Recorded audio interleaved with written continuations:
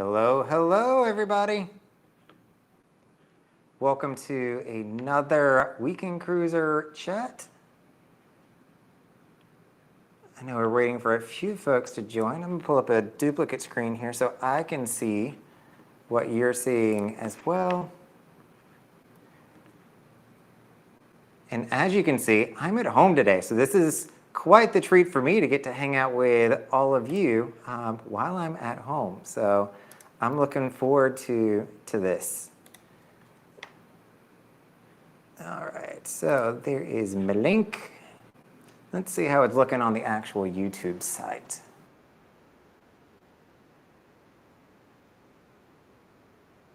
There we go. Looks good. You can kind of see the ship models behind me.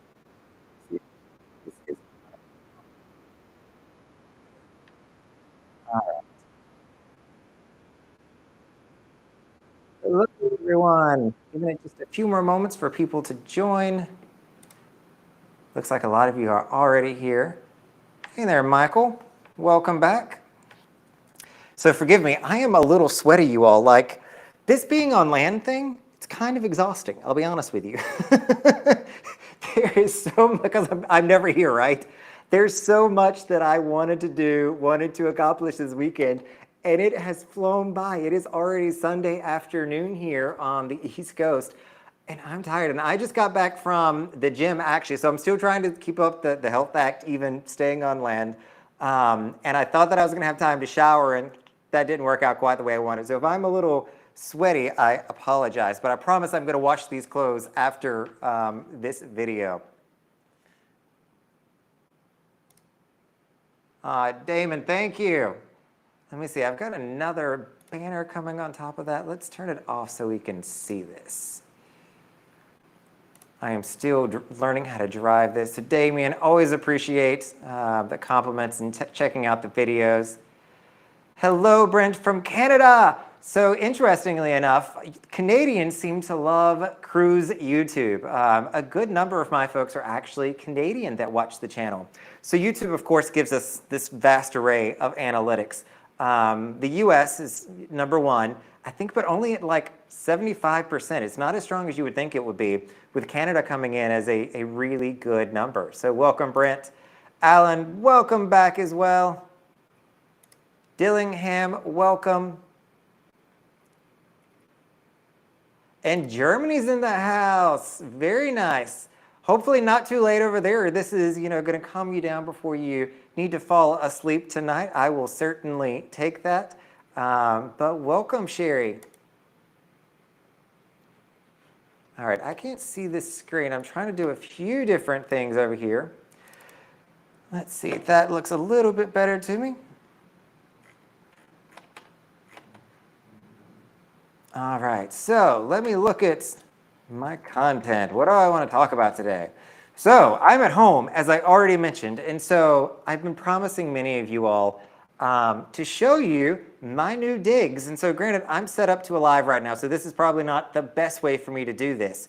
But I'm going to get up and move the camera so you can see my cruise ship view. I tried setting up the camera, in the 10 minutes I think I had to get ready for this afternoon, so we could watch the sail away with the ships. But one thing that I love about this place is it's got tremendous lights. I've got windows for days in this place. The problem with that in video is that you can't see me. So that's the really tough part about filming in a place with a lot of light. I'm sitting back here, so I've got the windows looking out this way. But if I turn the camera, the sun's going to come in this way. I thought it might be enough with the late afternoon sun, and that's just not pending to be the case. But I still want to show you the ship. So I've got everything pushed back today so that I can stretch these cords out a little bit. So I'm going to get up, walk around, and stand behind the camera for a little bit to show you all this amazing view that I have in my new place. And so this is, I think, the first or second weekend I might have been here since I moved. And so I've got a wireless mic on, so you should be able to hear me. And we're going to slowly move over so you don't get seasick. But look at the views over there. Those are my cruise ships. That's what I get to look at and wake up to every morning. My bedroom's actually on the other side of this wall, facing that direction, so it can see all of them. Virgin's in port today. You've got Grandeur over there, one of the Carnival ships I'm looking at, and looks like another one of them just took off. But I can see the full lot of them. But as I was saying, there's a lot of light that comes in here. So I'll pan back around. Got a kitchen, and then you're going to have all these windows. So as great as these are for natural light and coming in and feeling like you're kind of outside, you can see everything's really dark that I'm trying to film other than what's outside because of the light. So just creates a few problems with all of that, but nothing that we cannot. Check the audio. That's still good. Awesome. So I'm back. And I don't know if you saw when I got up, but here's my crystal block collection. This is how I'm storing them in the new place. They get tremendous sunlight. And notice I got my new Liberty of the Seas one over here as well, which I think fits in really good. So I was talking to some folks earlier today. I had some friends over. So one of the neat things about me being on land is I've hung out with 3 cruise ship friends of mine because I'm actually here during the weekend when most people are jumping on ships on Saturday and Sunday because they're doing 7 nights like most people. I'm actually here now. And so I was able to meet up with 3 different friends over the weekend saying hello. And we were talking about these new ship models and how, I can actually see this one. Like if you're looking at all the other ones, you got to get up really close to know what's actually on that block. But the new ones are a lot more, I think, visually appealing. I know it is a very controversial issue. And I was joking with somebody. I was like, look, if the Pinnacle Club was a church group, we would have already split and had a chasm in the church because of this block situation. But I actually genuinely do like them. You all know I wouldn't tell you otherwise. But I really, really do like them because I can actually see what's on them. Yes, is it a cheaper model? More than likely, it's a cheaper model. But at the end of the day, I can read it, I can see it. So I really appreciate that. All right, let's come back over to the comments real quick.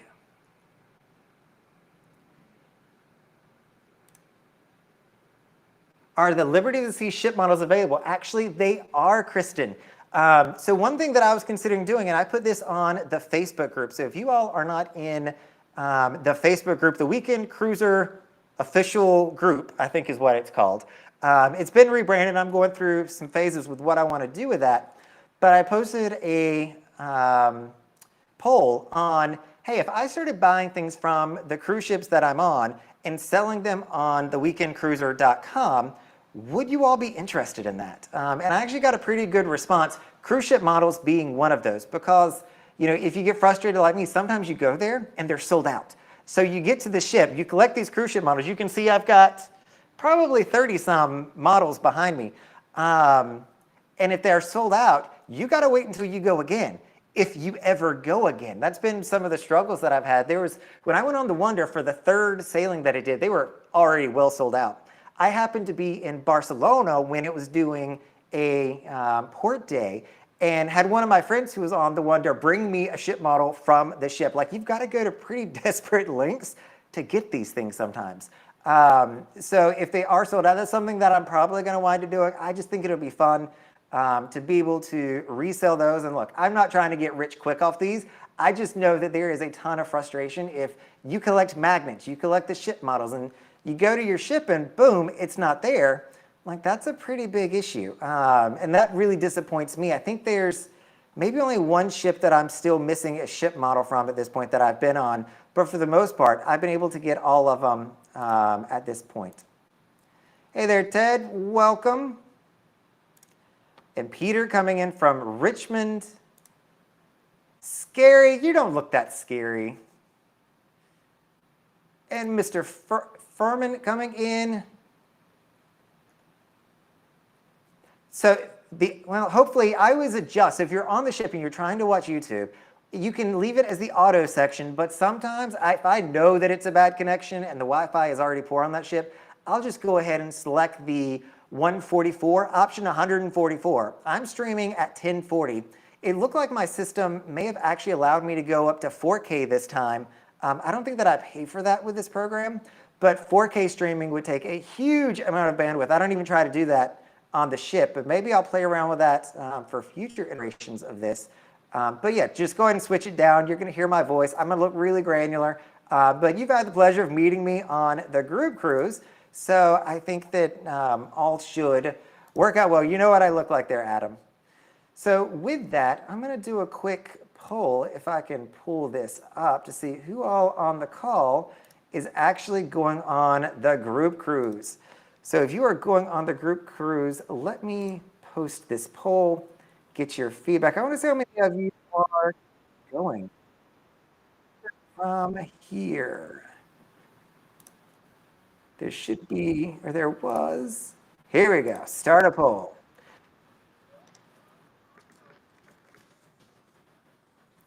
So the group cruise, guess when that is? You all have heard it before, and I keep mentioning it because I think it's going to be a wonderful, wonderful time. It is going to be November 3rd is when that's going to be. So if you are able to come, it's going to be November 3rd out of Port Canaveral. So I'm actually doing something a little bit different on this. Allure of the Seas. You know, Oasis, not my favorite class of ship. I get that. But it is the inaugural weekend sailing for Allure of the Seas. And so I'm super happy to be going, celebrating with Royal Caribbean as they go, you know, they up their weekend cruise game, if you will. That is something that is near and dear to my heart. Lots of people are often trying weekend cruises as their very first cruise experience. And so they want to make sure that it is a really solid ship, and it means they want to come back. Now, I take some issues with that because if you're doing, you know, a large sail skip for 3 nights, it's not going to be the same experience as a 7-night sailing. I've made videos in the past, and I might brush this one off, but if you're checking out a cruise for the very first time, I don't think a 3-nighter is the best way to say this is what a 7-night cruise is going to be like. It is a very different experience, which is kind of why I do a lot of 3-nighters. I like that experience. But when I go over to 7 nights, you know, I can be bad about walking around going, you guys are kind of boring. Like, not much happens here because I'm used to the extreme opposite of all of that. Trust me, I love a 7-night. That is not a diss on a 7-night, but 3 nights are a much different animal. And so I think that if you're doing a cruise for the first time, check out a 5-night or more, or come on the group cruise with some people that are going to be there that can show you around. We're going to have a lot of great activities. So I'm really looking forward to everything that's going to go on our group cruise. I made some really good, or am making some really good partnerships in Nassau as well. Somewhere that I think a lot of people struggle to do things. And we had a blast last time on the walking tour, but I think that there's a lot more that we can do with that. I got a lot of screens going here. I'm kind of getting impressed with myself on running these lives. All right, so here's another thought for you all. And let me know down in the comments what you think about this. I have my 500 night celebration coming up. And that is not on Royal Caribbean per se. It is going to be on my 509th at sea ever. So it's going to be a little bit of a spread. Most of those, probably like 470 of those, have been with Royal Caribbean, if not more. And I'm trying to figure out what do I want to do for my 500 night celebration at sea. I've been collecting a few weekend cruiser merchandise items, thinking about giving those away, maybe some of the tote bags or things that I've picked up from the ships. What'd be a fun way for us all to celebrate? Let me know in the comments. What can I do to really have a great time with you all and to celebrate? If you have any thoughts on that.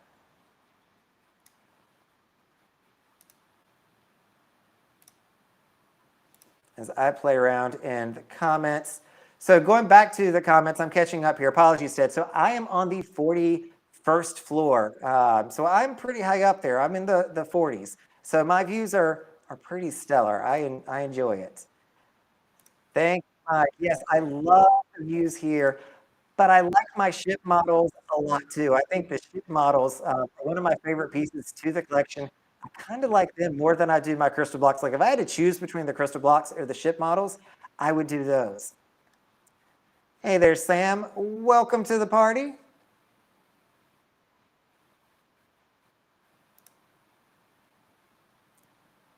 Brent, so Brent, there is another Brent here. So Brent is a popular name. Forgive me for not saying the last name, but another Brent did chime in and say he was from Canada. I'm not trying to confuse there.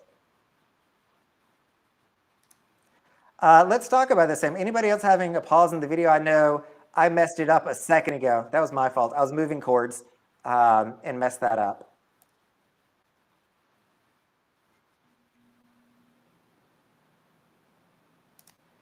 I'll check and see if it does 60 frames per second. I traditionally do 30. Is that what you're saying? Oh yeah, I always do 30. It technically I think is like 29, Sam.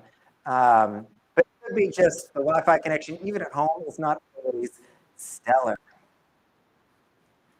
All right, let me scroll past some of these. I'll just see if I can't come back to these.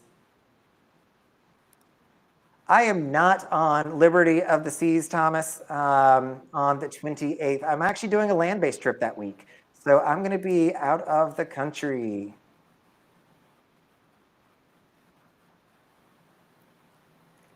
Let's see. Any thoughts on the 500 night celebration? I don't think I saw any of those, but always glad to go through more of the comments here just to see. Stone, I hope you can make it. Flying over for a 3-night sailing might not make a lot of sense for you, but would love to have you join us. And so it's funny, I did just go through and change my Pinnacle amenities here. So on a 7-night sailing, you get 3 of them. I don't do a lot of those, but I still get 1 each time I go on a weekend sailing. And so I just went and switched it. I think I'm getting the tote bag now because I really like the tote bag. I was getting fruit truffles before, and the chocolates are amazing, the fruit truffles. If you haven't tried those as your amenity, they kick in, I think at 140 points is where you can order those. They're very good. So much so that I eat the entire little box in one sitting. So I tried not to do that. And Dillingham, this is a great question. So I was thinking about this when I was hanging out with some of my friends this weekend that got off a cruise. Clearly, we talk about cruise ships a lot, right? When you're on land here in Miami, you kind of got to be careful because a lot of people work in the industry. And so you don't want to overspeak or say something that just might get a little bit awkward. I've not met a lot of people that work with the cruise line, but they are absolutely here. If I meet them, normally they're on the ship is where I'm saying hello to them. And it looks like we're just going to have a Brent convention today, which I think is pretty cool.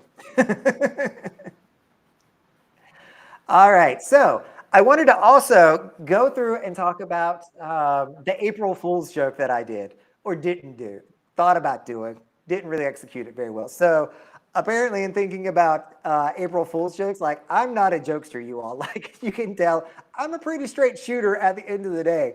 And so I think I got the assignment wrong. I don't think that I really understood the April Fool's assignment. I sat down probably a month ago. It just dawned on me. I was like, let me do an April Fool's joke. Like, let me get ready for this.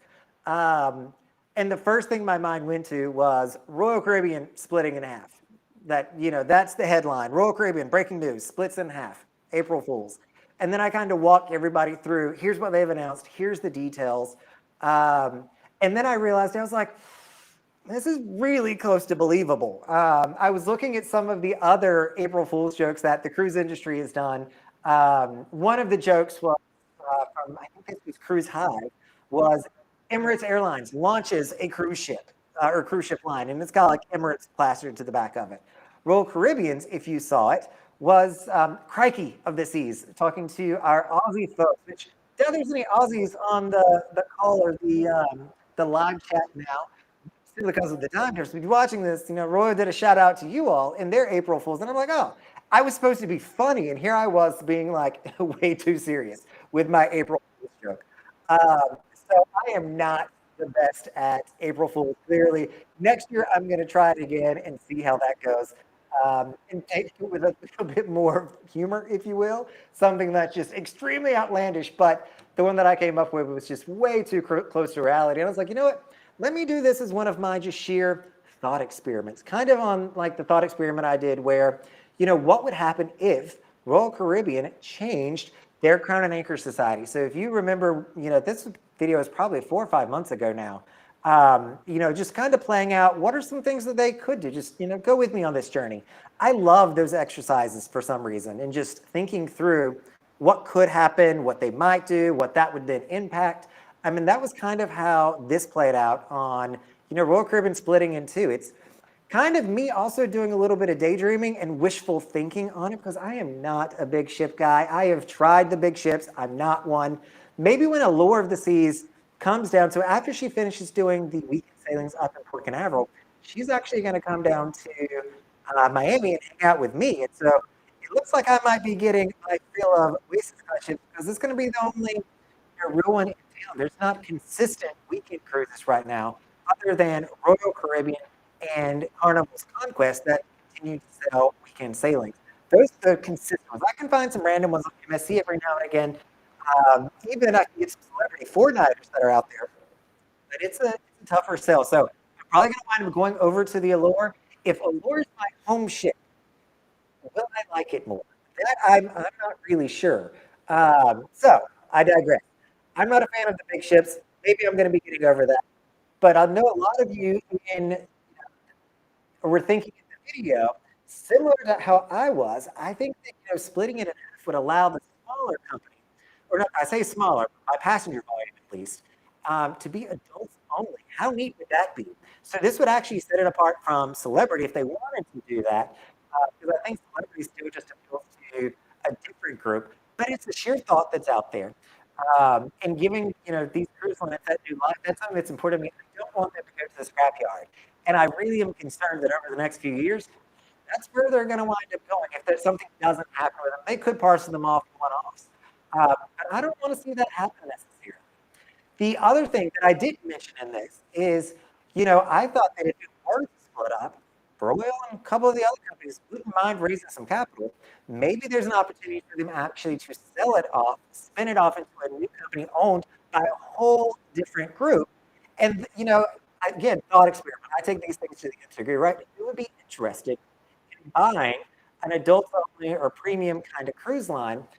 Keep looking at all the different places that are coming into the market. So you've got Disney's doing a great job right now. You've got Virgin that's kind of taking over the adult only market or trying to grow there.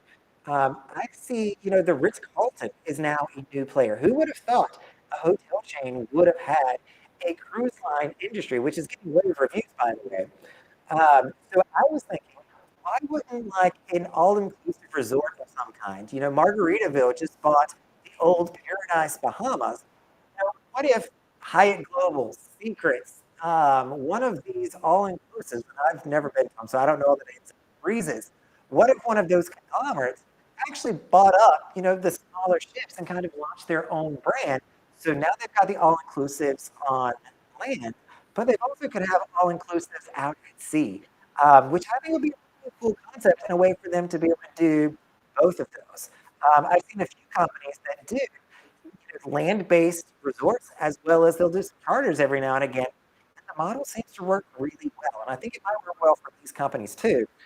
But that's kind of the extreme that I took this. I had like a whole business plan written out for how this could happen. I did everything probably but email Royal Caribbean and pitch the idea to them.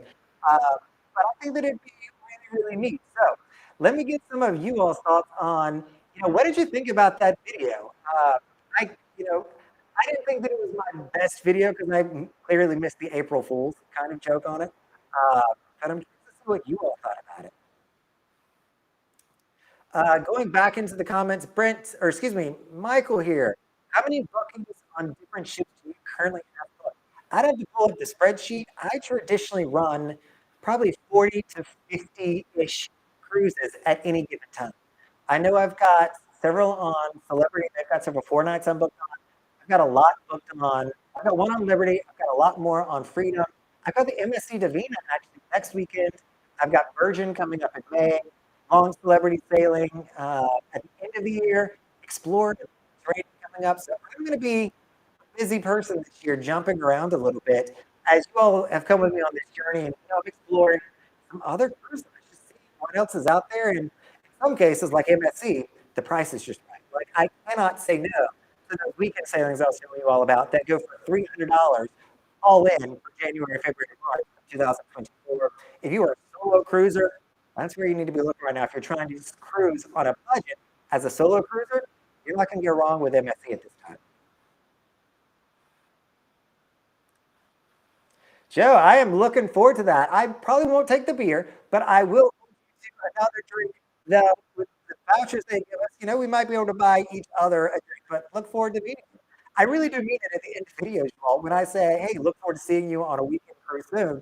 Because, it's one of my favorite parts of the video, or of being on a cruise, is getting to meet and interact with you all. So it means a lot here.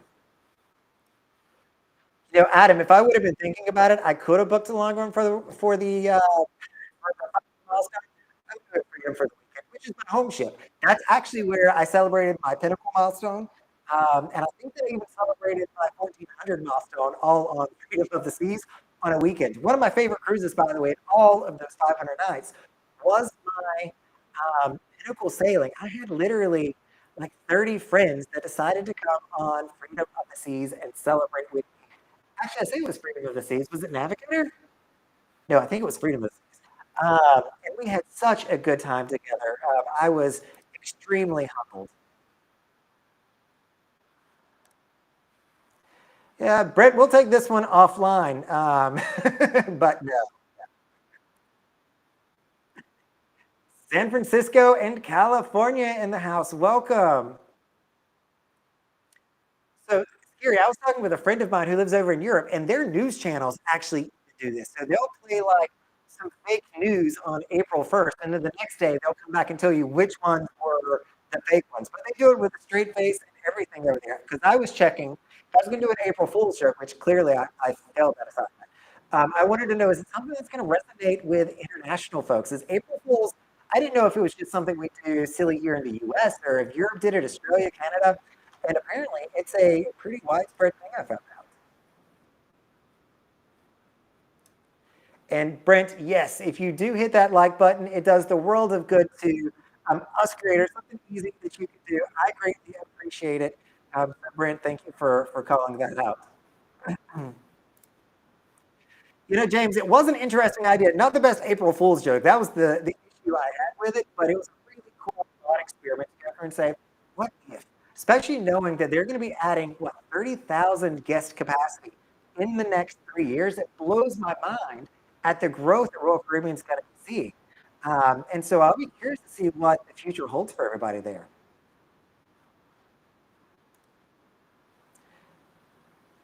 Brent, let me, you're saying the audio is not good. I wonder if that's just me.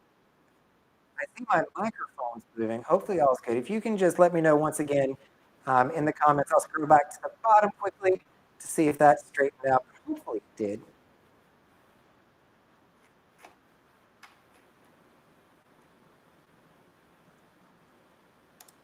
So Sam, it's a good idea if they start to upgrade the smaller ships and focus on them. I think that there's a lot of opportunity here. Not everybody wants to be a large ship kind of person, and they got plenty of small ships. And I think the demographics, the two are very different. The people that want to go on the large ships versus the people that want to go on the small ships, we're kind of two different groups of people. So from a marketing perspective, what we're looking for in a cruise line, I think that it would make sense. I like having options and choices, but if I have a real choice, you know, I'm going to go with the smaller ships. I think there's a lot of people that have fallen in love with cruising, like myself. We may have been younger, you know, I call myself a little bit younger on this one, but we've grown up, right? I started cruising 6 or 7 years ago. And the way that I started cruising back in my early 30s is not the way that I want to cruise now that I'm, you know, a 40-year-old man. It's a different experience. What I did back then on a weekend sailing is absolutely not what I'm doing now on a weekend sailing. So it is a totally different experience. Still love my weekend cruise, but the way that I cruise is much different at this time.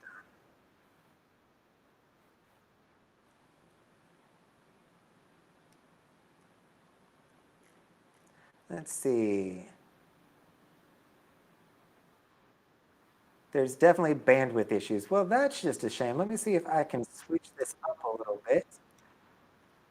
I should be able to. I've got it on 1080. I'm going to switch it over to auto and just, you know, let the computer do its magic. Hopefully, it'll keep coming through in high quality, but I'll allow it to do its thing a little bit better.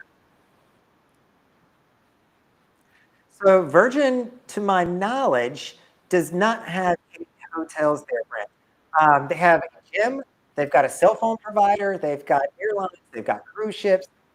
Robert Branson, he's got Virgin Orbit, which unfortunately just failed, it seems, and is going under. Um, so it'll be interesting to see how this plays out. Interestingly, because of that, if you have loyalty status with Virgin Atlantic, you can get status with Virgin Cruise Line. They have a reciprocal agreement where you can status match if you come over to their cruise ship, which I think is pretty neat. And Sam chiming in that they do actually have hotels makes sense. Robert Branson's in what he calls the industry doing disruptive innovation. So if he can go into an industry and try to do it completely different, turn it up on his head, that's where he wants to go to. I'm not sure how much that has happened with the Virgin Cruise Lines. I think that they've made a really good attempt at it. Um, but I don't know that it is considered that much different. They did take a different angle, different look to it, but you can only unfortunately do so much at sea, I believe. You know, I've never sat down with Mario and asked him how he books his cruises. He's actually right over there right now, which is the funny thing to it. He's on Grandeur of the Seas, which you guys just saw. So he just came back from probably running home, changing out his clothes, and coming back. I've never really talked to him about how he books his cruises. I believe that he still just books them one off with a travel agent, but does them in, to your point, like, he'll go somewhere for 2 months, 3 months at a time. So he's on the same ship often. Peter, Independence is my second favorite ship, right behind Freedom. I love those guys.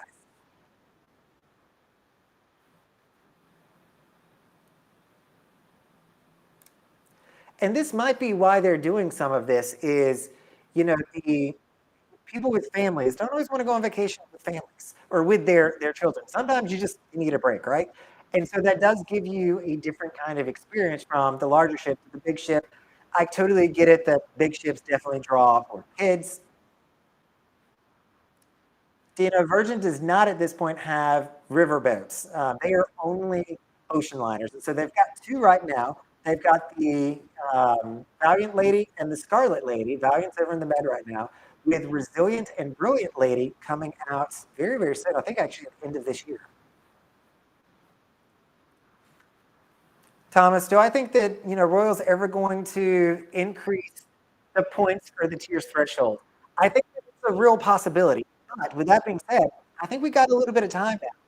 So this last change they did was actually not a lot of changes. I thought that they could have done a lot more changes in the Crown and Anchor Society with this revamp that they just did, and they chose not to do that. So one thing that they could have done is made 340 an actual hurdle. There's a lot of benefits that kick in at 340, but it's not a true hurdle. Would they ever add an extra, pinnacle or something above pinnacle? Because a lot of people with those double rewards that were apparently only given out in the U.S. I didn't realize that was not an international thing recently, or until recently. A lot of people like myself really racked up on cruising. It's not that I booked because of that. I already had the booked. So I just got really fortunate in getting the double points. Um, with that, that was their opportunity to do it. And if they add a second level up there, so if they add in a 1400, just picking out a random number, they're going to either have to do one of two things. They'll either have to, one, come up with some new benefits that you're going to have to give those 1400 people. I mean, at this point, the only options that I can think of is maybe you're giving me a specialty dining restaurant for free. Now I get a BOGO. The other thing you can do is add another Wi-Fi device. We only get one now. For those of you that remember from a while ago, we used to get five. If you were a Pinnacle member, what is that, like 4 or 5 years ago, until word got out that people started reselling them. I don't know that that was actually the case, or if Royal just wanted to back off of it. But I heard it was because people started selling one of their 5 packages to other people. Um, anyway, the other thing they can do is give me another drink vouchers. They can take me up to 7 drinks per day. I know some of you would really appreciate that and would love that. I think the most I ever come in at is like 3, maybe 4 drinks. And the other ones I'll just use to buy for somebody else. But even then, so many of my friends on the ships have status already. We don't really need to buy people drinks because we can just cover them on our own. But if we do go to a restaurant or something and people, don't have that many, I'm always glad to chip in because I always get extra. So that's the first thing they can do is add something to, that upper tier. Or they can add an upper tier and then simply just bump benefits up. So where you might have gotten a benefit at Diamond, now you'd get it at Diamond Plus. And I think that comes with a lot of ramifications. I don't think that that's what they want to do at this time, because that would just be all sorts of holy backlash on them if they chose to do that. And the program in the day wants to keep us loyal, it wants to keep us going there. Making a change like that would have a lot of us questioning What's the strategy here? Are you really saying you still value me if you're changing the rules of engagement? And look, they can change it at any time. It's a company. They are in a cost-cutting environment, but that's something they can totally do.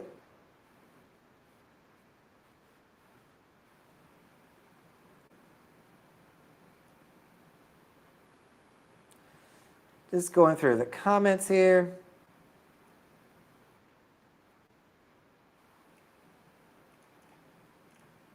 All right, so let's move over into some cruise news, and then I'll come back to some of the comments here. Oh, but before I do that, let me check. This actually might be why it's slow. I was streaming my video as well. Let me check the poll and see how many people are signed up. So 20% of the people who voted, 25 of you, are going to be there. So that I think is a really cool number. Thank you for voting in the poll, by the way. And hopefully, you can't see, unfortunately, who all responded to that poll, but I assure you, there's a lot of awesome people. I've seen the list. We're pretty special. We're pretty awesome people.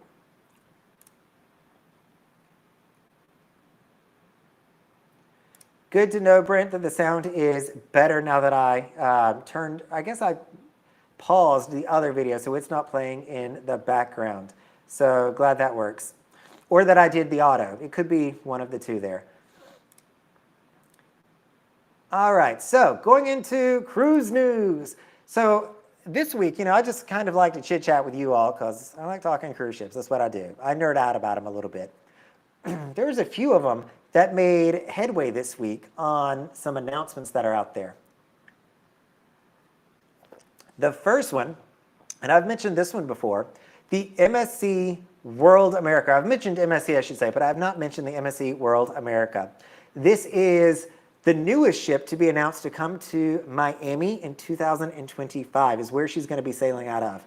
So many of you may know MSC is coming for the Americas market. They want the business. They are a huge cruise line, and they are seeing a lot of demand for Europeans wanting to come over, but even more so, they're starting to see a lot of Americans who go, wow, this is a really viable alternative.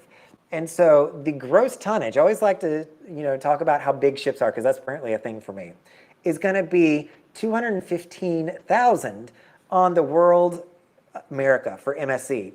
This is only, a few 10,000 maybe less than Oasis class. Oasis class is going to run between 225 and 236 on the Wonder. So it's going to be coming in at the same level. I imagine she's coming over in 2025 as well because they're building out a brand new terminal for MSC. That's going to be the one, if you've been to Terminal A in Miami recently, they're going to have a brand new terminal in front of Terminal A. I think they're calling it Double A or Triple A, something like that. Probably not Triple A because it means the Auto Club. But they're going to be building it there, and I think it's going to be shared potentially with Disney, which would make sense as Disney's also growing its cruise line, but we're going to come back to that one.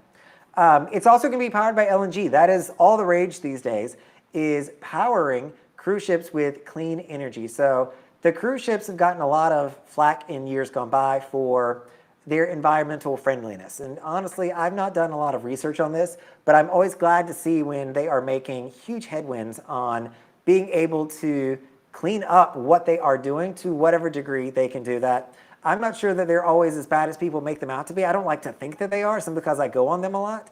But I know that they don't have the best rap with environmentalists out there. So interestingly, the MSC World America, to me, is going to feel and look a lot like an Oasis class ship. So if you've seen, actually it'll probably feel like a Quantum class built on an Oasis class chassis. I saw a lot of the pictures, a lot of the images. It's going to have bumper cars on it, something we've seen on our Quantum class ships. It has a great abyss, if you will, so the little spiral thing that runs in the back of the Oasis class all the way down from, I think it's like floor or deck 14 down to deck 9, something like that. They're going to do the exact same thing, and they're going to have that opening in the back where they have their version of what a neighborhood is going to wind up being. So I'm really curious to see how this is going to wind up going.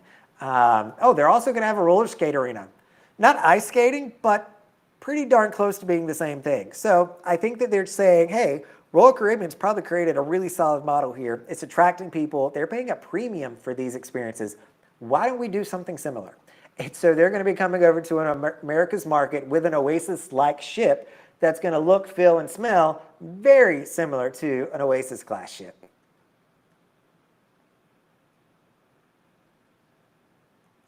Let's come to the comments, see if you guys, I see you mentioned some things over here.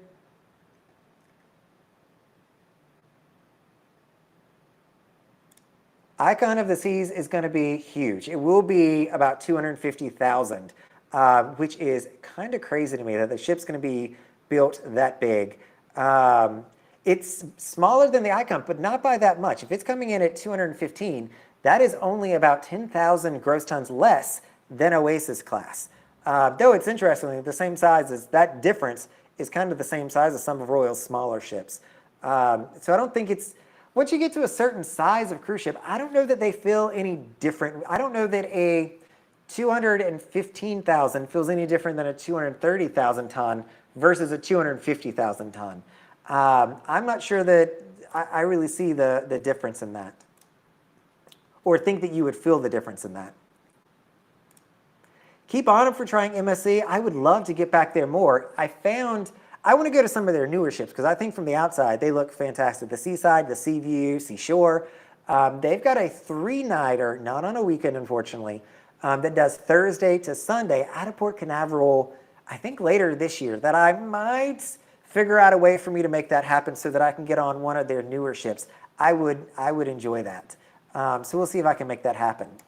But speaking of big boy ships, Royal Caribbean is getting ready to not have the biggest cruise ship, which I think is mind-blowing that somebody would even consider doing this. And guess who's doing it? Disney. Disney is set to have the biggest cruise ship coming into the market. So if you've heard the story of the Global Dream, it was a cruise line that was being built, I believe, by somebody either in Singapore, Hong Kong. My friend earlier today was saying Singapore for this one. For some reason, I thought it was China, but I definitely trust him a lot more than me on this one.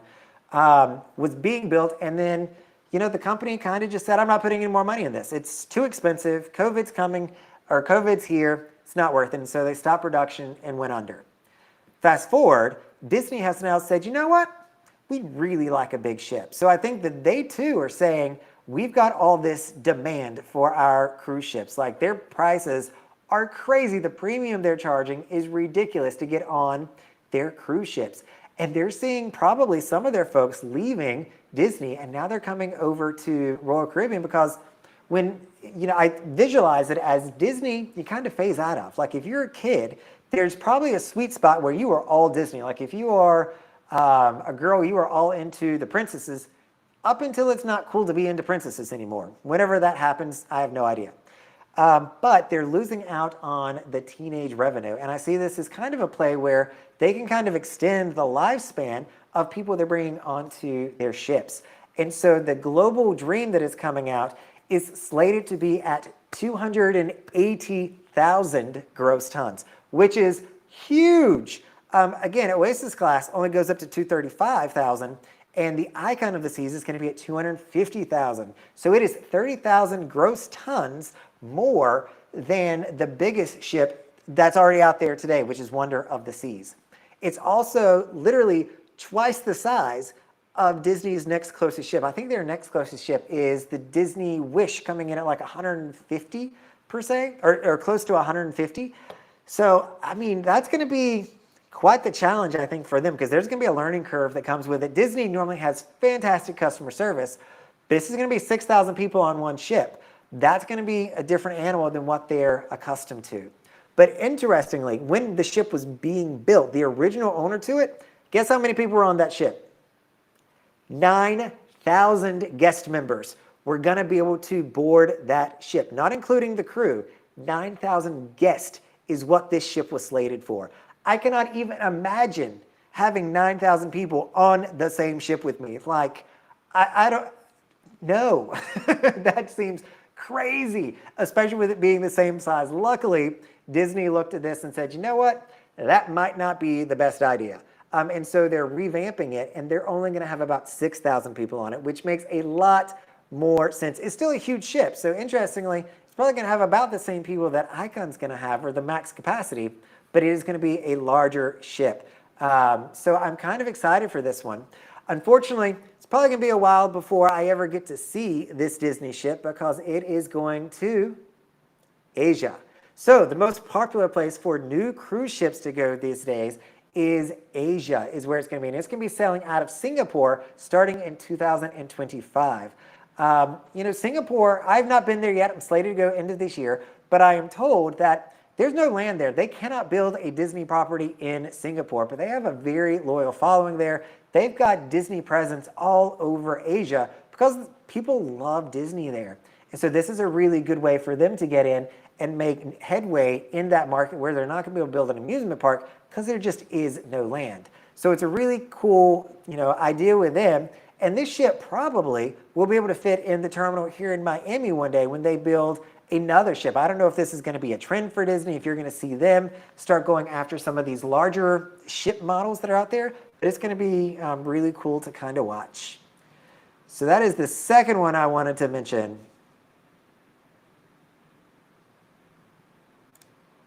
Chris, I was seeing 280 being the largest in the world.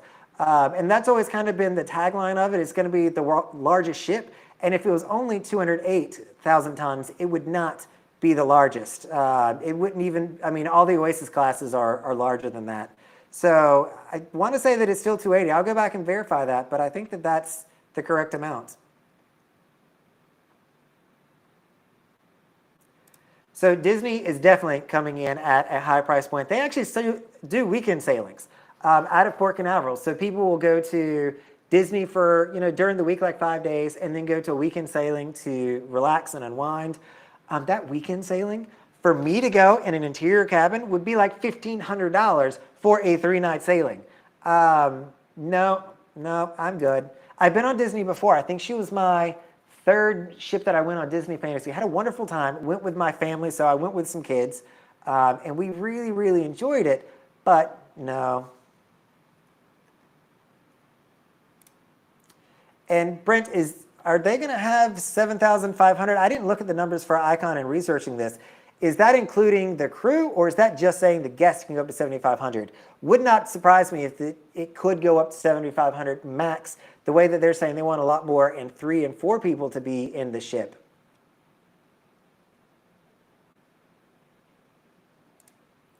I'll go back and recheck this. The model that I showed, again, maybe I'm wrong on it. If I got this information wrong, I sincerely apologize on that. I think MSC is a solid choice. They are not everywhere yet. They've really only got, I think they have a presence in New York and down here in Miami are the only places they're currently located at.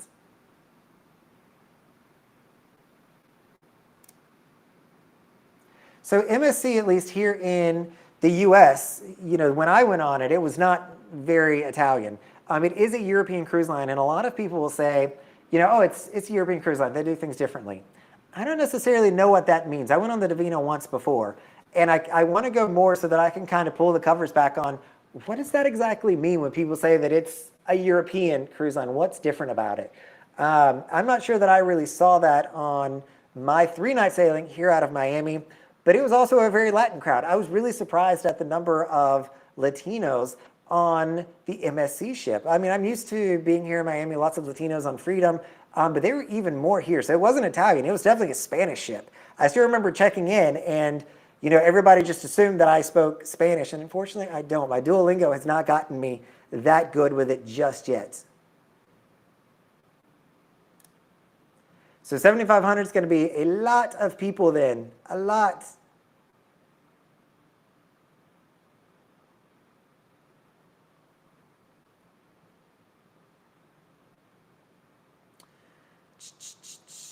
All right.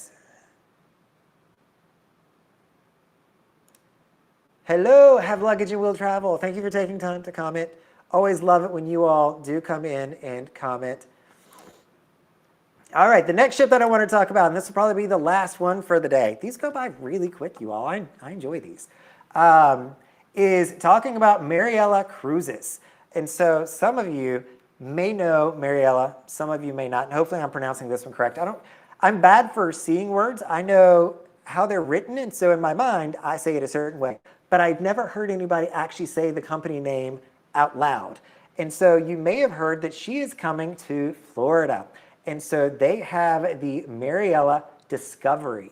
So that is part of TUI. And so that's going to be operating out of Port Canaveral for 6 months. It's going to be there.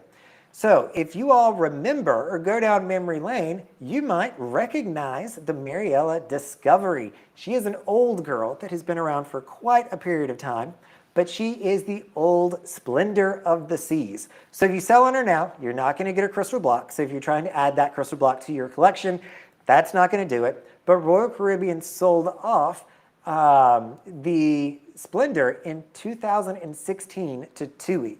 And so it's been with TUI ever since. And so it is coming in, talk about size again, at 69,000 gross tons. So the cruise ships these days are a mammoth compared to this one. So it'll be very neat to see it over in Port Canaveral. I've seen her out in the Caribbean many times. She's always been kind of based out of here. I don't know if she's sailing out of Barbados or where she was sailing from, but I've seen her out in the wild many, many times. Guest capacity on this ship is 1,850 people.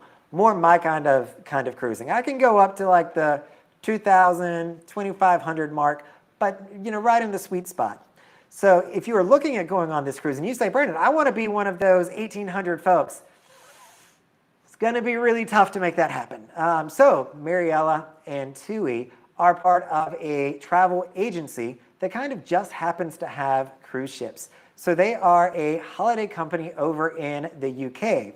And so if you wanted to book it, it's not like you can just go on their website like you do with Royal Caribbean, MSC, Virgin, and you just book your sailing, and then you wind up going, the day of your sailing. When you go through the Marella company, you're going to need to, first of all, do round-trip airfare. They are a full-service travel agent. They're going to require you to book round-trip airfare from a UK-based airport. And so you can travel from Europe. They've got plenty of trains to get you into London if you want to do this. But you have to book through them. They're also going to include a night stay, here on the stateside because you're going to be flying in the night before. They include that hotel room. Then you do your cruise, and then you get, your flight back over again. And so that really is going to be very cost prohibitive for most people who want to go down memory lane. Maybe Splendor was one of your first cruises you ever did, and you want to go back and revisit her. It's going to cost a pretty penny. And I even read in one article that you've got to have a legit United Kingdom address in order to book it in the first place to go through this company. And so I don't know that it's even possible. Even if you said, Brendan, I got plenty of money. Like, sure, I'll book the airfare. I don't need to go on it. I'll pay for it.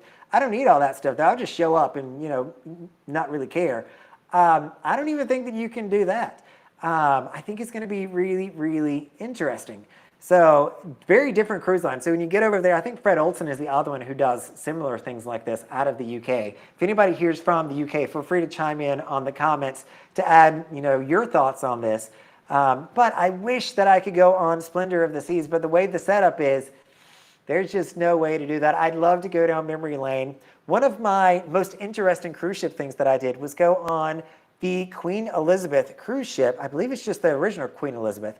That is now parked or docked in Dubai. So they turned her into a hotel. It cost way too much money to keep her up floating at sea and cruising her around. And so they just tied her up and said, okay, now it's going to become a permanent hotel in Dubai. And going into that ship where they've left a lot of the original features from the 60s and 70s was really, really interesting. It was beautiful the way that it was done. But it was neat just to kind of have those moments where you're flashing back in time and seeing, well, this is how people cruised back in the day. Something that's just really, really neat to me. All right, let me jump back over here in the comments. That they do. I think this comment's in regards to MSC. They are definitely on the cheaper side these days. Interestingly, when you've got certain percentage of passengers, I don't know if you all know this, if you have a lot of people that speak foreign languages on a cruise ship, if they have a certain mass, if you will, like they reach critical mass of 10% of the people on the ship have identified that they are a Spanish speaker, they're an Italian speaker, they're a French speaker. If that is the case, then all of the emergency announcements and drills must be done in all of those languages. At least, I don't think I've researched this, but this is what I've been told. Because I've been on the Freedom of the Seas where we've gone through like 3 or 4 different languages. And I was like, what? Why are we doing this? It's, number one, taking forever. This was back in the old days when you had to stand through it. But it was because if you have so many people that identify speaking that language as their primary language, if you list English, they know you know English and that works. If you have even if it's a second language, but if you list your primary, they have to go through and say, if whatever that percentage is, they've got to go through all the languages when they're doing the emergency drill. So just something neat. I think MSC probably would be, a lot more Italian and French in a Mediterranean cruise or doing something over there versus if you do a Royal Caribbean cruise over in the Mediterranean, you're actually probably going to find a lot of Germans and a lot of UK folks who are signing on. At least that's been my experience with what I've done. I'm consistently running into Germans and folks from the UK, which is quite lovely. And the language barrier isn't as much as a thing for those individuals, at least the ones that I've met.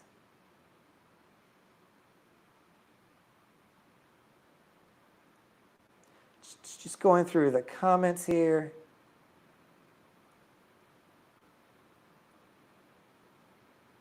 Okay, let's see if I can pronounce this one. So I'm saying Marella, and Brent is coming in saying that it is Marella. So not close. Again, never heard it before. Clearly, I need to watch a YouTube video and see how people pronounce it, but Marella. Thank you for that, Brent.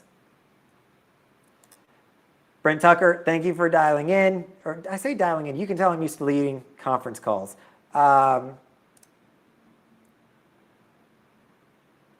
Foo, always great to see you. Thank you for dialing in. Or dialing in. There I go again. Thank you for tuning into the live stream, Foo. So it's interesting. I mean, they've literally had to move the ship on how are they going to, make Disney, the Global Dream, a Disney ship now. They've actually, I believe, changed cruise ship builders, I think that's the right way of phrasing that, to where they normally build out their Disney ships now. And so they're going to have their traditional folks putting all those bells and whistles on it and making it a true Disney ship, which would be really, really interesting. All right, so that looks like all the comments. Those are all of my thoughts. I know we've been going for about an hour right now, so love all the engagement. Curious if there's any other outstanding questions, things you all want to talk about, chat about. I am all ears right now, so if you got any questions, let me know over in the comment section. Always glad to do that. If you are getting ready to head out, make sure you are still pressing that like button. Always does a huge benefit to the channel, whether it's this video, another video. I really do appreciate that like button. So let's see if you have any questions in the comments. We'll pause a second to see if there's any thoughts out there.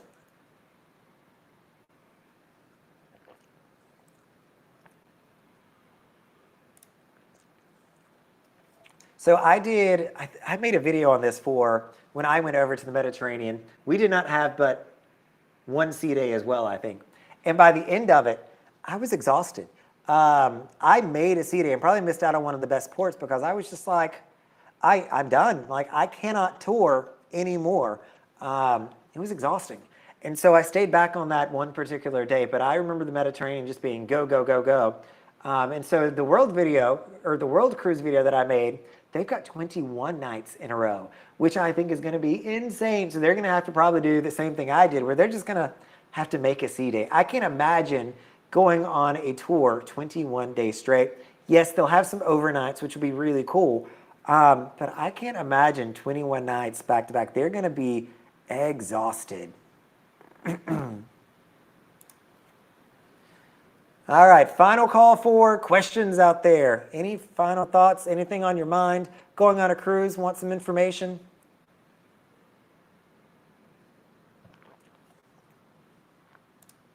Hopefully for the World Cruise Sprint, they get the chance to stay overnight. That would be fantastic in multiple ones of these ports. So that way, they see it, and then maybe the next day they decide to rest up because they stayed out and went to dinner.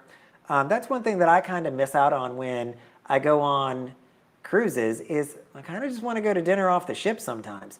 And nowhere do you normally stay past 5, 6 o'clock, 8 if you're lucky. We used to have a few, even in Nassau, they would have like midnight sailings where we'd leave Nassau at midnight. And they don't even do those anymore. They've got us back on the ship at like 4:30 these days. So that used to be a lot of fun to me, but alas, times have changed.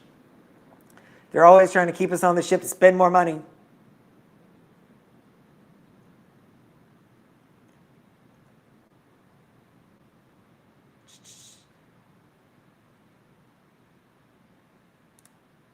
Thank you, Scary. Hope to see you in the next one. I think that this time works well, at least for me. It is, either Saturday at 4 o'clock or Sunday at 4 o'clock. We're doing these live streams. I think this is probably the 4th weekend in a row, whether it's a live stream or premium. Something happens Saturday, Sunday at 4 o'clock. And I base that on my Wi-Fi reception. So I can't do it in CocoCay. That's the issue.